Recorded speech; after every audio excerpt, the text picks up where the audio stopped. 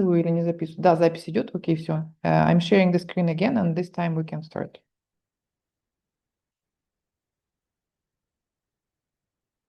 Let's start on in any case, I can. No, not yet. Or can I? Do I have to sit? I can sit there.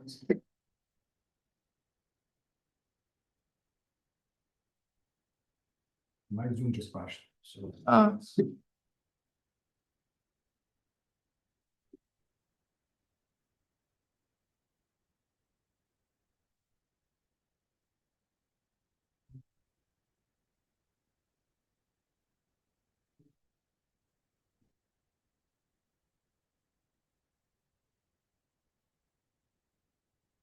Коллеги, сейчас секундочку, у нас тут технические.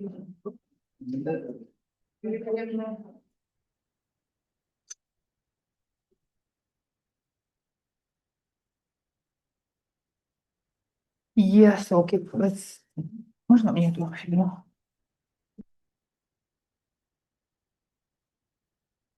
Ты? Серьезно? Не знаешь, почему, но там что-то вам происходит. Какие? Which ones do I need? One is connected.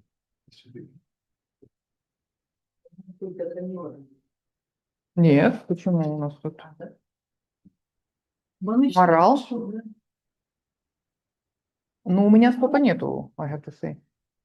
I have to choose this one or this one. Which one? Pick and choose. What do they do? I have no idea. That is the internet connection. Yeah, I think. It looks like it is. Yes. It looks like it's adapted. So it means your connection and stay. Voice. Добрый день, Татьяна. This one is? For the sound and the. Yeah, we don't need that. Okay. Коллеги, все видят мой скрин, которым я... Вы на паузе, да? Да, yes.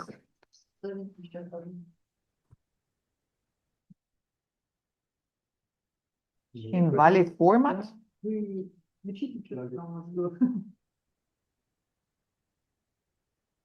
had a glimpse. Okay.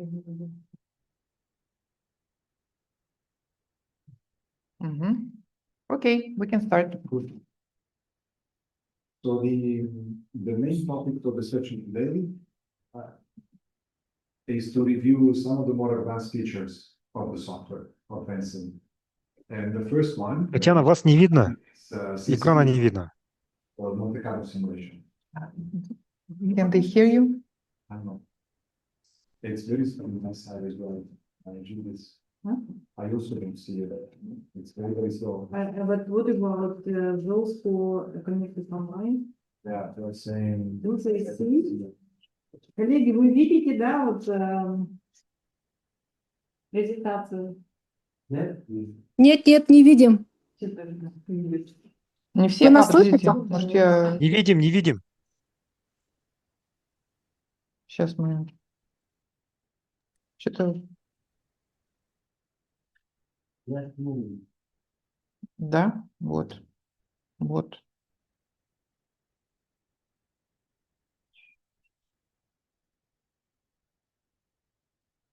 Поделиться. Слышно, но не видно. Слышно, но не видно.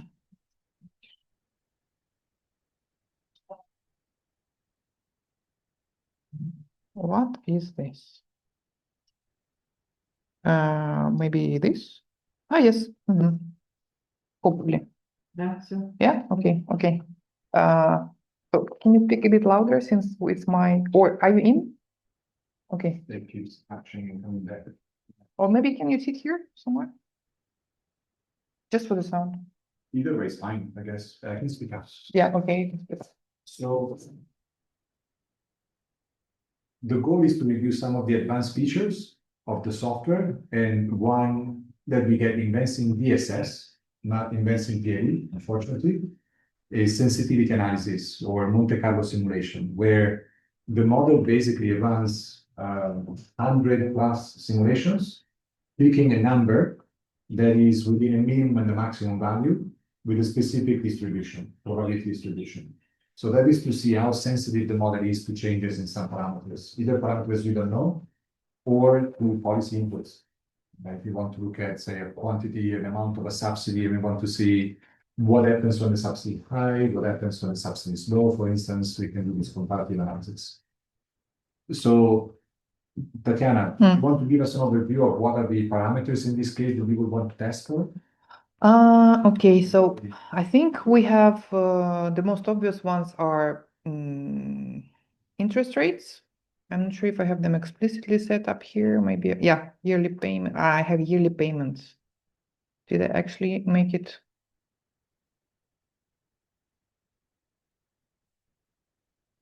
Okay. I think I didn't set up as explicitly. That's why you have to do it actually with 19%. Yeah, so the sensitivity analysis works when you have a constant value as an input in the model, right? So in this case would be that monthly payment, 15 years at 19%, right? Then you basically multiply it by months in a year to get to the total payment. So potentially that monthly payment, 15 years, 19% is the value we can play with. Yeah, but it would be best, I have to say, if I had average interest rate.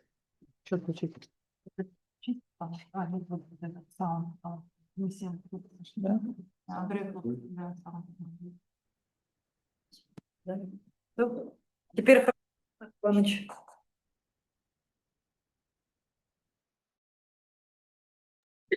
Коллеги, все слышно, все видно? Не, все слышно, все видно, Татьяна, вас хорошо слышно. Вот Андрей чуть-чуть как будто у него микрофон вдали находится, да? Is it better now? Can you hear me? Yeah, we can hear you. I can hear you, but the voice is very low. Even now? Even now it's low? Low volume? No change. No Still change? low. Then maybe it's still picking up your microphone. Могу слой повыше сделать. In Teams directly. Там с эту стрелочку на микрофоне срезался. И что И вот вы видите это. Продолжайте. Татьяна, Андрей, you can continue. Yeah, now we're trying to figure out how to activate the microphone on the table. Okay. Because I can hear Tatiana very well, but I don't you, think they hear the anything voice is at all. very. Hear us better now? Вот теперь кто у нас было там? But This one is the same brand you see here, so it should be the correct. Yes. Now it's good. Okay, good. Technology So I was coming to save us. that normally, if you're a good modeler, you'll have a average interest rate, and inside you'll have 19%, and geek can.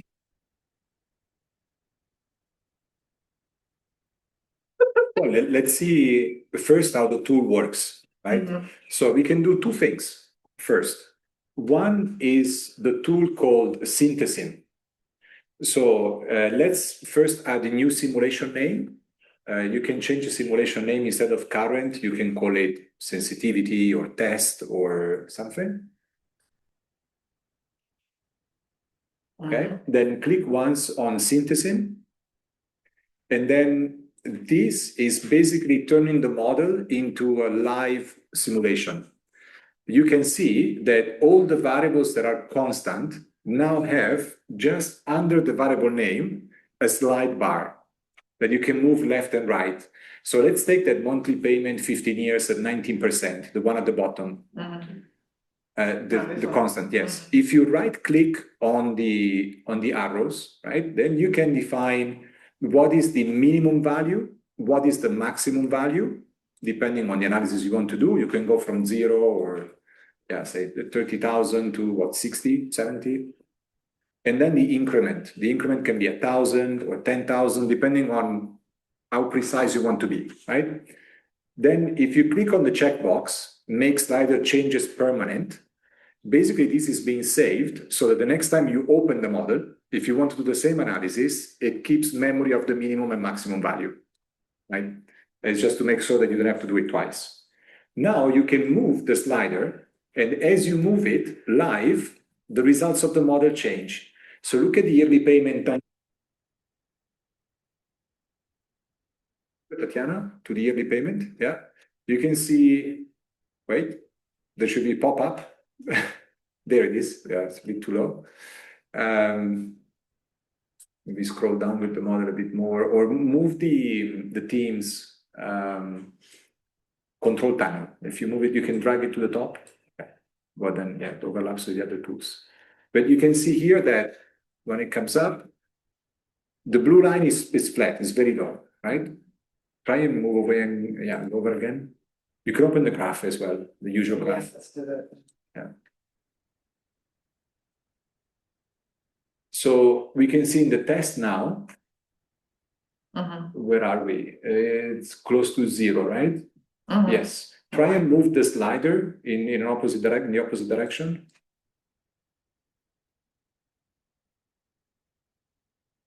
And click again on the graph.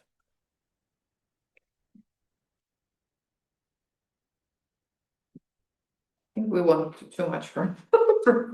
No, it's fine. Click on the graph tool, the usual graph. It's still there. Because I can see when you move the slider left and right, we can see that it changes, right? You can see the value changes. The other thing. At least in the other variables changing the stock, the value changes.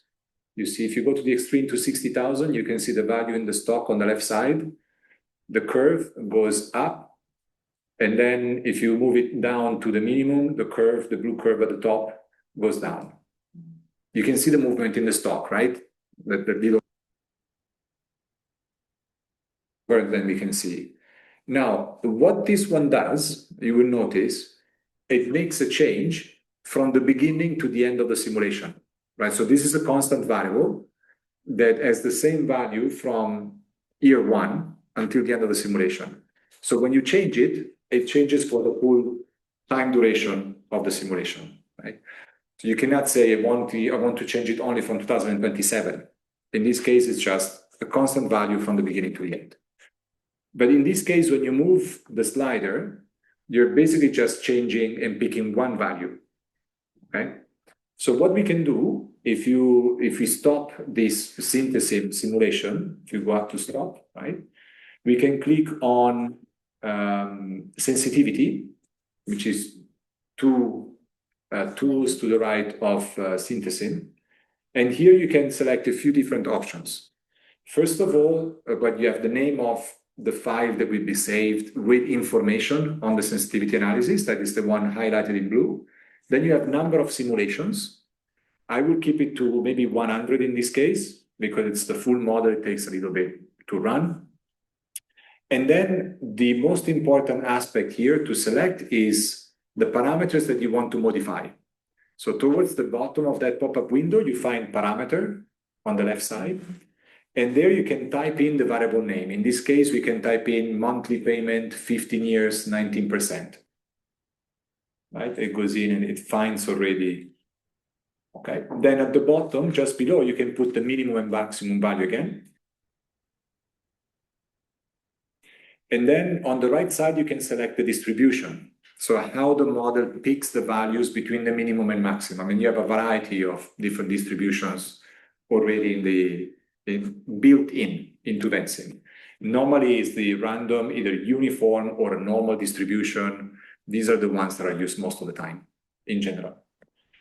We can modify the mean and standard deviation if we want to have a specific distribution, but if you want, you can leave that empty as well. And what you need to do next is to click on Add Editing, so that it takes, maybe it wants the mean and standard deviation, or do the random uniform, it's faster.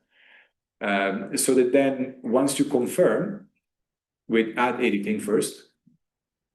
Do you want to, It's better. add anything? Yes, just the button, just above, yes. Then you see that is built in, right? And it's just one, indicating that you can actually select multiple variables. At the same time. Identify maximum and minimum for each of these variables and then plug them in all at the same time. So you can be a univariate or multivariate simulation, depending also on how many variables you add in and consider.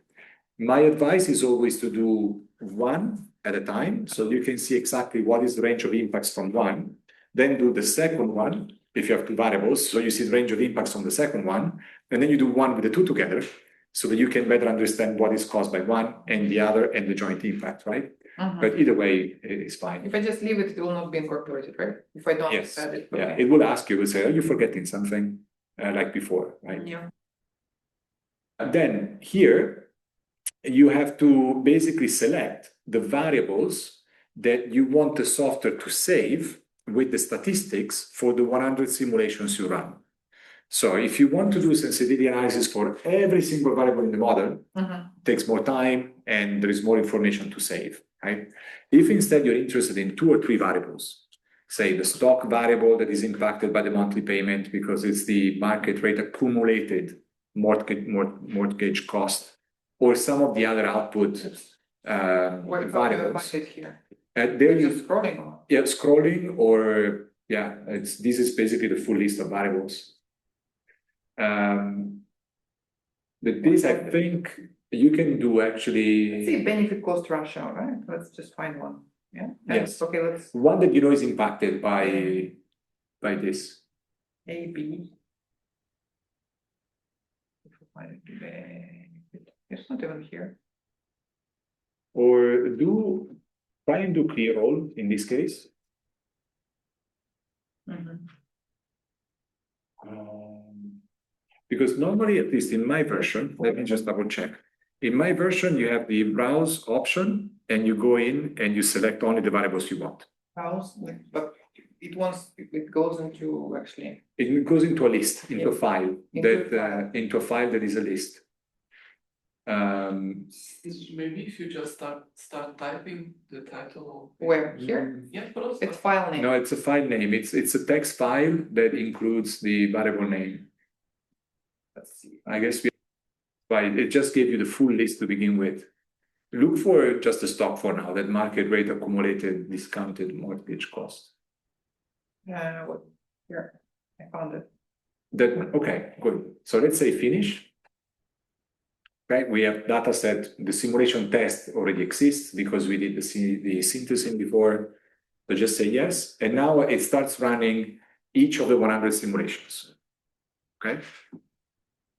Then it's basically testing with each simulation that is being run a different value according to the probability distribution, right? So if it's a normal or a uniform distribution, there is more concentration at the center of the range. Hmm. So if you have between 30 and 60,000, there will be more between 40 and 50, right? Roughly. Mhm. And then the tail on both ends will have smaller values, right? But nevertheless, we will see now when we have the final result, we have 2 main types of outputs. One is a graph that gives us the confidence interval. So it basically tells us out of the 100 simulations, right? How many are within a certain range, right? Because you have a 5% or 10% probability to fall in this specific area. So now go find the benefit to cost ratio, the variable we have, and click on the sensitivity graph just below the usual graph that we don't want to use. Okay, didn't do much. Actually, didn't do anything. Yeah. So if you remove current, the other previous simulations, Why is 50%? 50 are the ones that are being, these are the ones that are being generated. But they are. Because we need to turn on the sorry, switch? Yeah, we need to turn on the switches. Sorry. Okay, that's why the yearly payment then was flat and was not changing. Wait. We'll turn on the switch, we'll have the gig, And then and we'll have the one family. And we don't have any new buildings. Okay, so let's I'll try and do it again then. Keep test, it's fine, because the previous one in any case didn't run. Sensitivity again. And in this case, you can probably just confirm. Next. Here it's already selected and finish. Okay, let's see. It happens quite often that if you select a small value that is too small or a large value that is too large, that the model cannot simulate. Maybe it's just beyond the range it can accommodate and something shoots up exponentially, right? It may be. Then it may run the first 40 simulations, and in the 41st, when it picks that value that is a bit too large or a bit too small, it stops. It still gives you the results, right? But it gives you the warning to say the value is generating results that cannot be solved. So in this case, then we select now, once it's done again, the benefit to cost ratio, click on the sensitivity graph, and see if we have any different It results. will probably work with the slider now as well. But probably, yeah. I mean, in the stock, the results were different, right? But not in the Not in any the other other one. variable. The sensitivity graph. Okay, good. Uh-huh.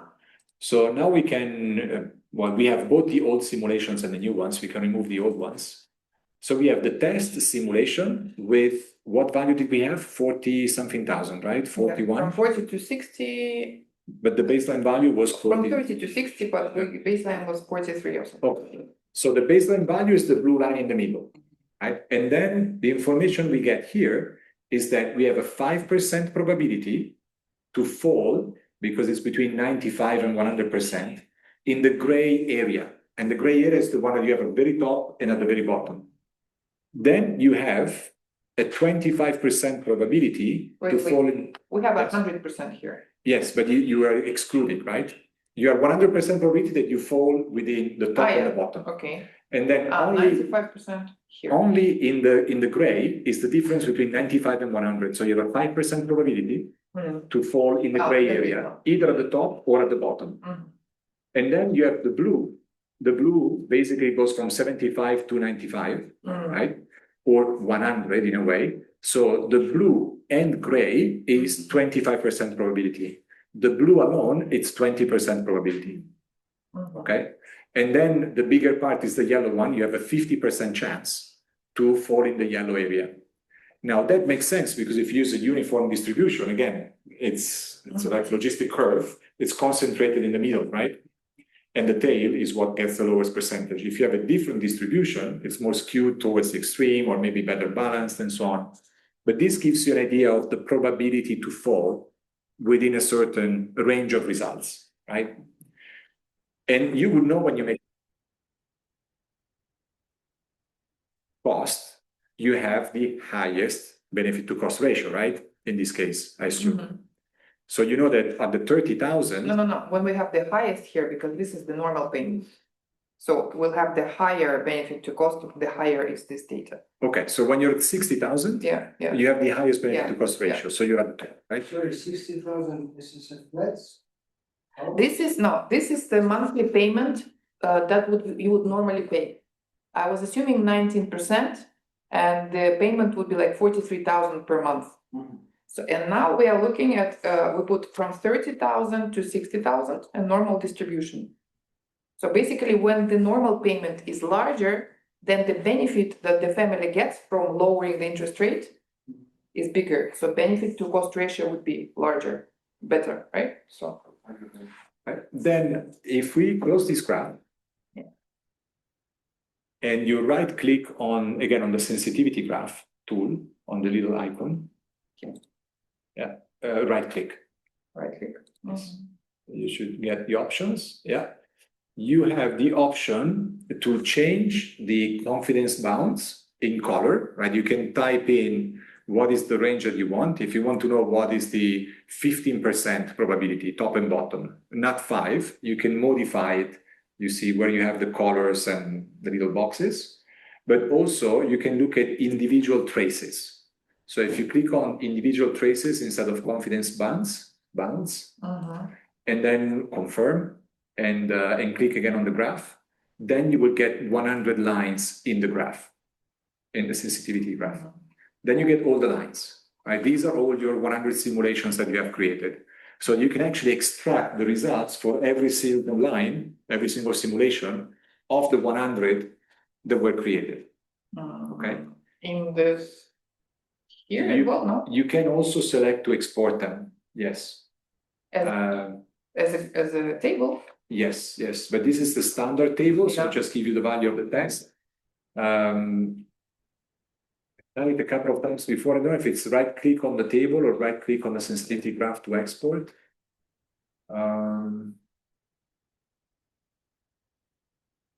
or this one I will need to find. So basically, you don't use it often, I'm guessing. I use the confidence intervals. I don't use the 100 or 1,000 simulations.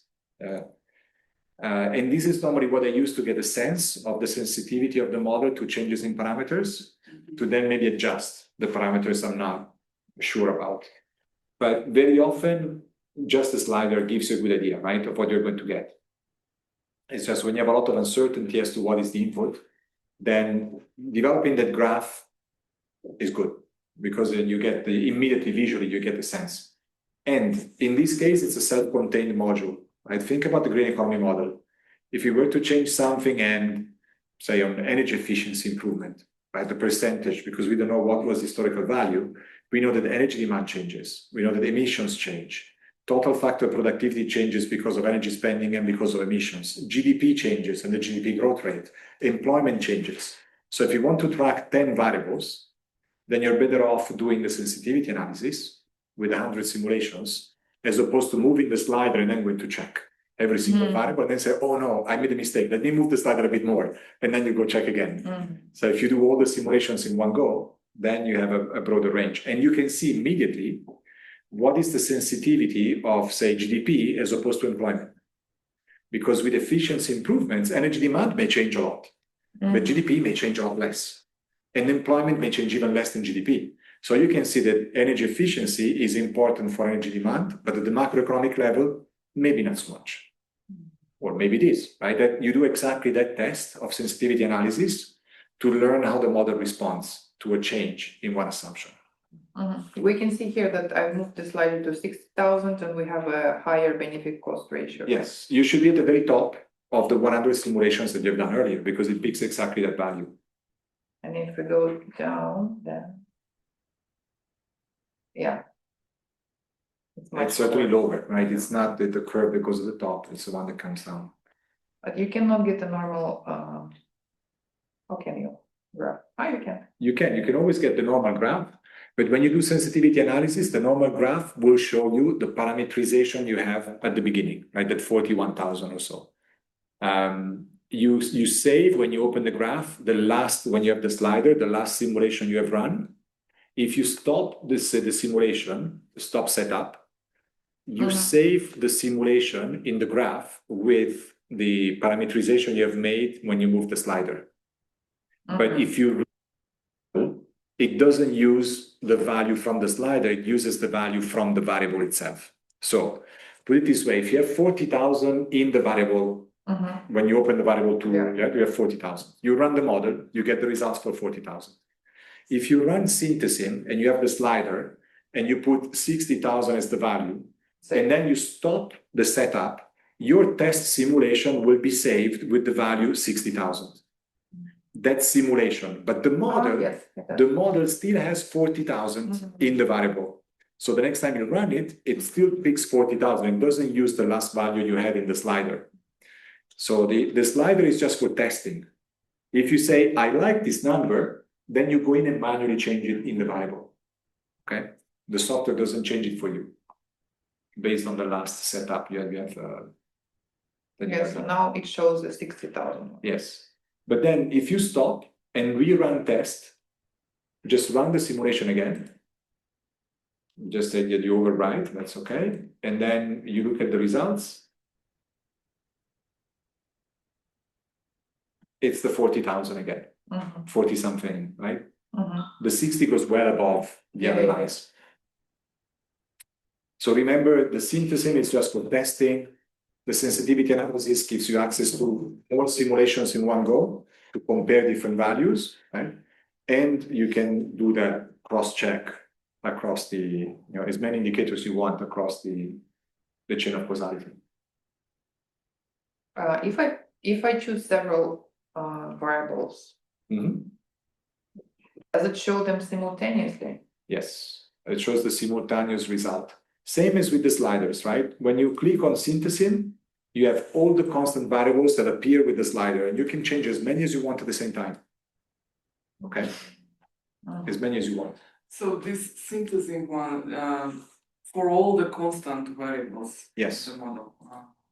So then, if you want to use it, you can change the mathematical formulations to make sure that you have a constant input, right? So you can say, I want an historical value for energy demand, right?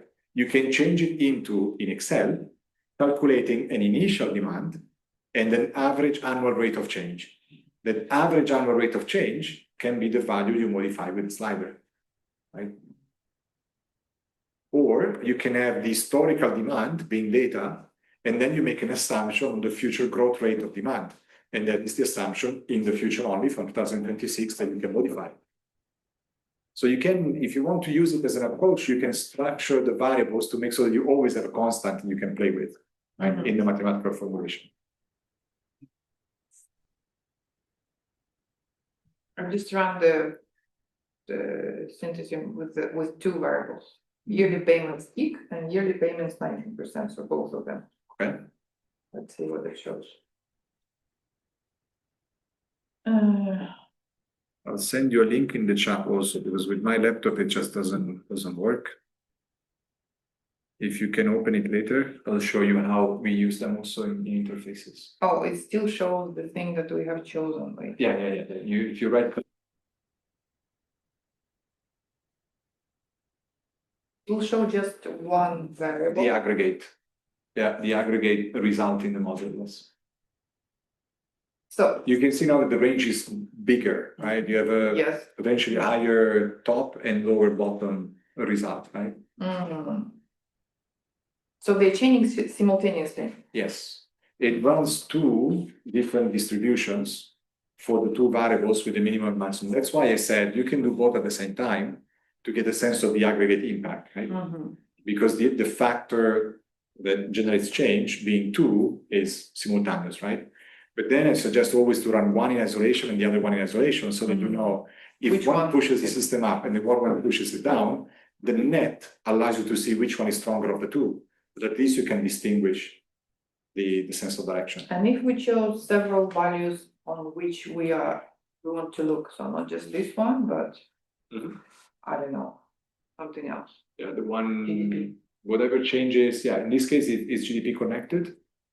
GDP is This? connected, well, Or is it it's connected influenced to- by, it's influenced because we have a Okay. saving and here it goes through the Then total investment. if you go to sensitivity, skip the first step because it's, This one? yeah, first step will be the same, right? It's next. Next. If you select GDP here, Do I leave it to? I think if you just click on it, then it's just selected. It doesn't deselect the other one.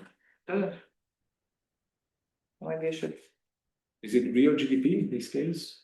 yes, it is.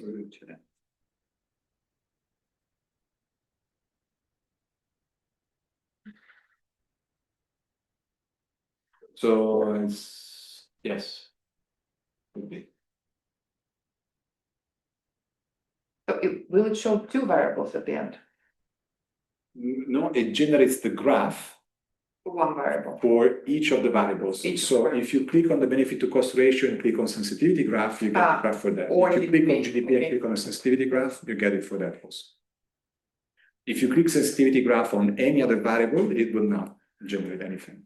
It just- Clever. So then where would we use it? For example, today, for today's analysis on GIG, if I would be clever and put actual percentage, we could use to say that if percentages change within, I don't know, 5% plus or minus. Yeah. Then Then you could say the question could be, what percentage makes so that my benefit to cost ratio is above 1, that it's economically viable? And then with this, you can figure out with the combination of the different inputs, right? What makes so that you are in positive territory. okay, so this is supposed to be, yes, Yeah, still see. showing and see the real GDP.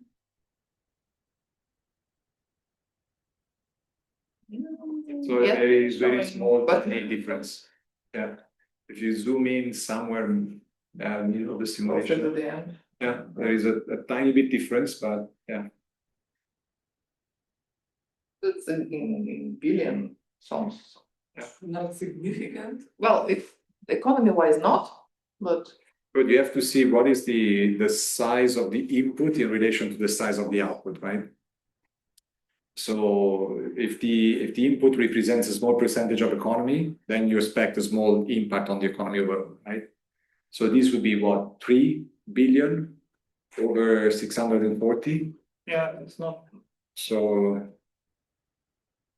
Wait, no, there's a 5% probability, no, let's say, so this is 0.5% of GDP. But then if there is a difference, so you're always above, and you're above for 30 years, then that 0.5% becomes a big number over 30 years. Right? Mhm. So the accumulated impact on GDP and so on becomes big. Now, take a look at the chat to give you an idea for how then the sliders can be used. Chat? WhatsApp, Oh. WhatsApp chat. I sent a link to this is Zoom, WhatsApp. Oh. Do you have it? Okay. Yeah. Here. Yes. So this is a user interface that was created for a model in Ethiopia a couple of years ago, where every intervention option was converted into a constant to be able to run sliders. So wait a second, the graphs are coming up soon. But this is, you see already on the left side, we have energy intervention options. We have materials at the center, agriculture, forest related areas, emissions at the bottom, and cattle manure management, and then some reset scenarios. But if you go at the top, you see when you have real GDP in the top left, you can click on the drop down menu and select the indicator you want to see. Like these are all the indicators from the model. Like you can organize your own view with indicators that you want to analyze, right? So this is from the GEM model, right? Yes, it's GEM customized to Ethiopia for. So it runs somewhere on the server. This is being uploaded and so on. Then when you move the sliders, try and move energy efficiency. For instance, this is for the first one is for 2030 and then 2040 and 50, moving all the way to the right, say maximum ambition. Then you see it's synthesis. It's the same we've seen earlier. As you move the slider, the values change automatically, right? And depending on what you're looking at, if you look at emissions, if you do forest and you do minimum reforestation rate or accelerated reforestation rate, if you move them to the right, then you see the reductions in emissions, but yeah, no impact on GDP because in that case, forest does not, it's protected forest doesn't generate value added, right? So you can move your ambition left and right. Cattle is another one that has a big impact on emissions. You can see by when. This is for 2030. If you do the third one, it's by 2050, and so it only comes up in the longer term. Right? So you can phase the ambition over time and see automatically what changes in the model. Is it new feature of the Vensim? No, it's a way of making it available online. That was super expensive because the software does not allow you to do it automatically. But it was across different ministries when they were developing their own 10-year transformation plan. So there is the cost. Then you have introduced something that is very expensive. Transport petroleum electrified by 2030. Yes. 100%. There exists a model, such model on sea roads. Sea roads, I know it well, yes. In terms of climate change and Yes. modeling, and this platform we're using GEM to provide climate information and data to journalists and to the students. Yeah. This is they're saying. So, yes, I know all the people that work on sea roads. And it was N roads for energy, sea roads for carbon. They are based at the MIT. Climate Interactive is the group. They're all former students of system dynamics. So what is sea roads? What is it? You can Google it and you will see it. It's very similar to this. It's basically a simulator to show governments that were negotiating for emission reduction. Yes. What is the impact of their emission reductions now on sea roads, on the trend of warming in the longer term?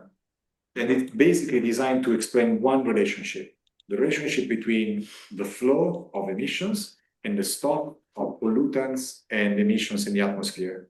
And we use it for game. Yes, it's for a game. And it's mostly because people don't get the stock and flow relationship. And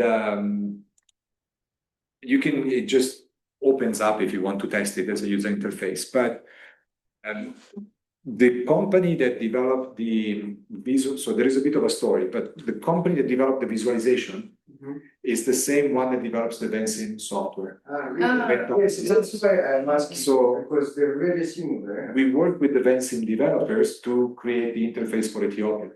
But they said that they had a bit of a fallout with the Climate Interactive team because they developed the interface with Climate Interactive and then they wanted to market it.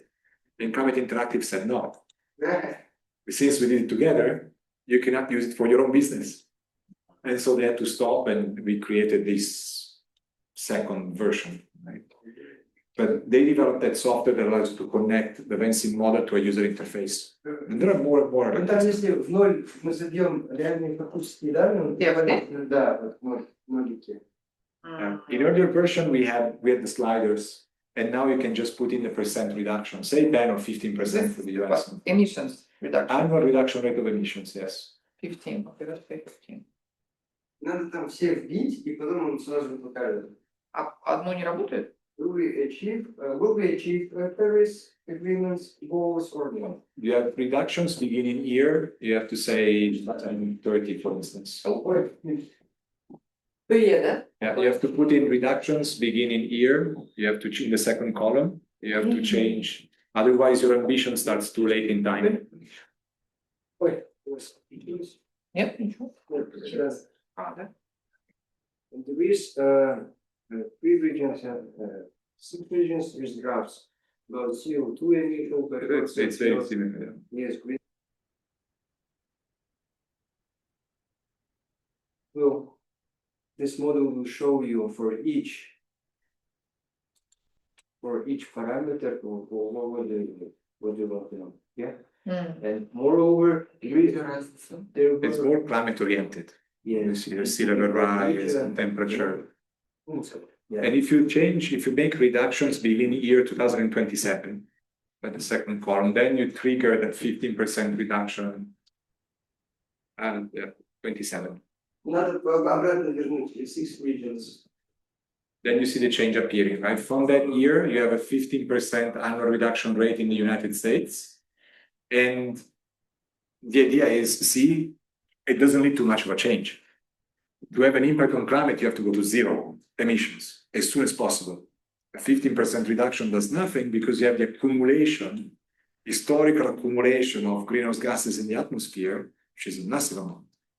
And if you're anywhere above zero, you're still accumulating. And so you make the problem worse. If anything, you should go below zero as a net value. But yeah, this is more polished, more presentation-like, right? But it also has a much smaller number of inputs. Yes. Yeah, limited.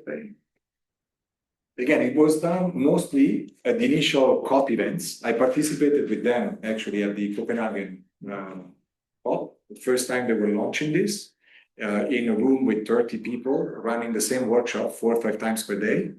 They were negotiators to make them understand that your 10% reduction does nothing. See it, you have to see it. And they were saying, okay, you're representing Thailand, right? What percentage reduction you want? So we committed 30%. You put it in, it does zero, right, to global. Then you have China, a bigger impact, of course, but the ambition was always too low. That's the thing they've done over and over again, and then started sharing it with universities and so on and so forth for everyone to be aware of what cut we need, right, with bigger cut. But for us, when it comes to national development, this is mostly a linear model. It's not very endogenous. Right? There is a simple formulation for GDP that grows, and then you have impacts of warming on GDP superimposed. There is no climate change impact on assets. There are no other specific dynamics that you will find at the country level. So it's very, very high level as an exercise, designed for outreach, not designed for action, right? For policy action. Interesting. If you look at the Ethiopia one again, what I think is useful, if you look at top indicators on the right side, We have the emissions change, same, but we also have the GDP per capita, the cost of the intervention, $6 billion, and the change in employment. So that simultaneously, you can keep track of the most important indicators for development, right? The emissions change because you want to show that you have some ambition. But then you want that to happen without reducing your GDP, exactly, yes, without reducing employment, and at the cost that is affordable. And then you can mix and match manure management and so on and so forth. Which, without considering the interface, is in a way exactly what we have done for the Green Economy program when the first version was launched. Same analysis. Very nice visual representation, I think. Мне кажется, тут даже можно идеи добрать, посмотреть, как у них это меняется, потом попробовать. И у нас вопрос. We can use some of the ideas, cattle to chicken, for example. They have 2/3 of national emissions being livestock emissions. Oh. We have energy. 65% of emissions. In fact, the discussion we had with them when we were working with, so we used the Green Economy model for the 10-year transformation plan, for the NDC, for the low emission development strategy, and now for the NDC update. And their government issued a target, and they said, we want emission reduction of 40-something%. But then we simulated all the options, and they could not get there. The only option was to reduce livestock, basically cattle numbers. But they were really against it because it's part of their culture. It's for the rural communities, it's the bank account is how many cows you have that you can sell at the time of need, right? But there was no option. And at the end, they did a full national inventory on livestock. And they said maybe one option is to maintain the nutritional aspects by shifting from cattle to chicken, by changing feeding practices, by improving manure and so on and so forth. But of course, number of animals. That's a 1-to-1 reduction with emissions. And what did they decide to do?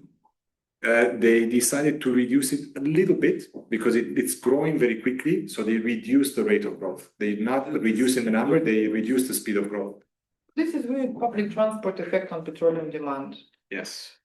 Nothing here on intervention cost.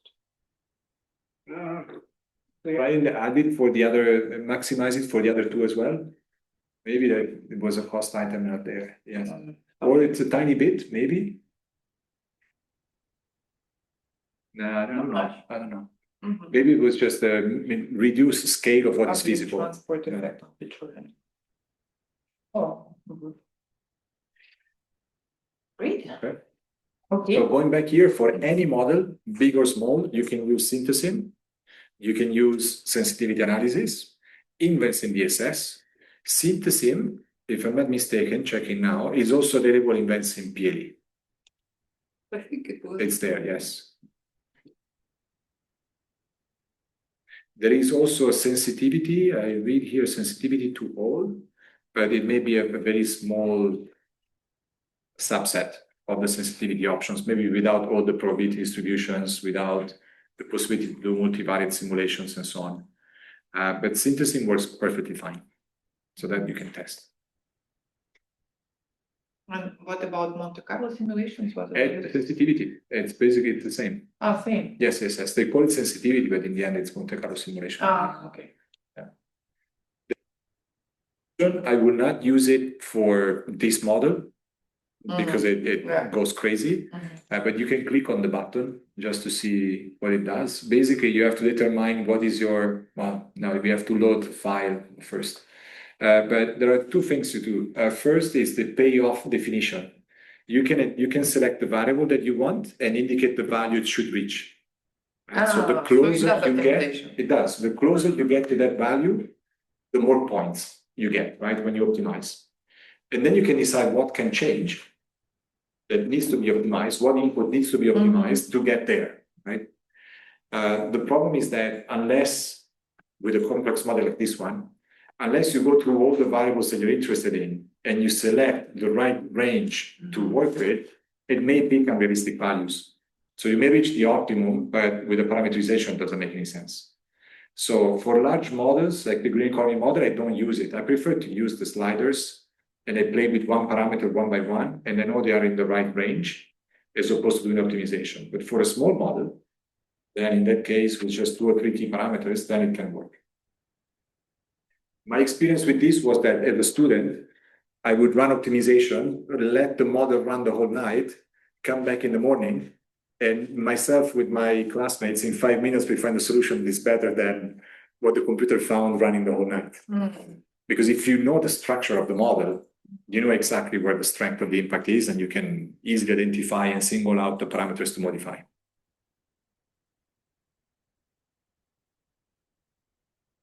And also in the way we model GDP, for instance, remember we have capital, labor, and productivity. We could say that the model needs to optimize to match historical data for GDP, meaning calibrate total factor productivity as one factor over time to match the GDP data, but that means fitting the model to the data, which is not what we do. It's not the correlation. We work on causality, right? So optimization is not used very often.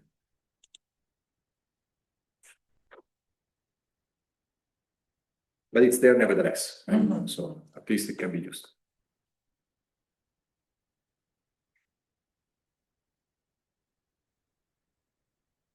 Okay. Questions? Anything else? Well, thank you. Tomorrow in the morning, when I open my eyes, I would like to have such skills to build such model. There are no fairy godmothers here, unfortunately. I also have a list. But given the time difference, if you don't know what to do and it's like 11 p.m. or midnight and so on, you can always send me a message, right? No problem. But you will share, Andrea, those medals. Which model? The model, you can do this with the green economy model. This is a different version that was used to run specific measures, right? To test specific measures. But we can send the model if you want to play with it, or you can do the same exercise with the green economy model that I've shared already. Actually, no, you cannot open it with Vensim PLE. So try and do the test maybe with the exercise that you have done for the Yes, I think with the green model we can try everything what you showed. But with the green economy model, you cannot open it and run it. I mean, you cannot run it with Vensim PLE, so it will stop you. But with Vensim PLE, since you have sensitivity there and you have the sliders with Synthesim, you can try and play with the model that was to be developed for the course. Maybe what we can do, you have a fully working model, right? That you develop together, and then you add the bits and pieces for the final assignment. So use the final working model and see, modify the value with the slider for one of the constants and see how the results change. That you can test. And if you have any problems, let me know, and we can connect online next week or after, and I can call you again. Is there any kind of learning model for Vensim? Maybe some kind of example of the model where we can do such things? You have Andrea sent you the model yesterday. Yeah, but that's big already. Мне кажется, наши модели, которые мы делали, они супер маленькие для нормальных. Ну, а может, все такие? What we done is too small and Andreas is too big, yeah? It's something in between. Yes, maybe some kind of learning model for learning purposes. So we have that are somewhere in between the infrastructure models. Remember the ones we have in one single sketch, one for energy, one for roads. I think we have one maybe for agriculture or so. You can start playing with those. They're self-contained models with maybe 60, 70 variables each. That you can certainly try. Yeah. Do you have them? Or let me see. We can find them otherwise here. We used them in the past.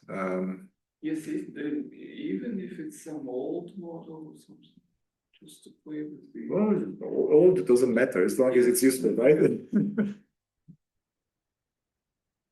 Let's see. I have it somewhere, but I have presentations, I don't have models. I have it somewhere. I will find it. I will find it. Okay, I have it. We have agriculture, buildings, coal mining, transport, and power generation, and some climate assumptions. Mm. Okay. Again, it's not new, but Mhm. but it's interesting. Okay, thank you. So let me send it now.